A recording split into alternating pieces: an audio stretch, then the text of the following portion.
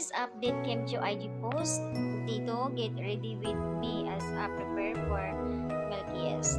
So, may event ang Melquies kung saan, syempre, sila yung endorser ni Miss It's dito kasama si Darren.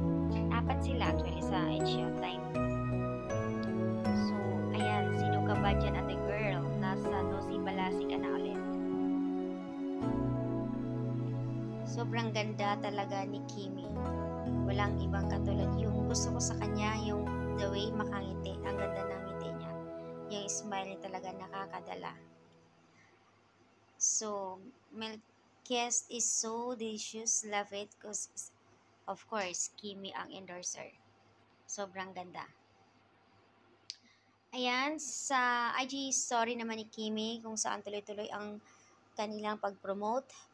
At doon sa isang post ng admin kung saan magkakaroon sila ng event Festival 2025 Balamban, I think sa Isabela yon. Tentative, wala pang ipinost kung kailan yung date ng pag-alis nila, pero magkakaroon nga for this ngayong month na ito. Siguro nga adjust dahil nga marami silang mall tour ngayong March na ito.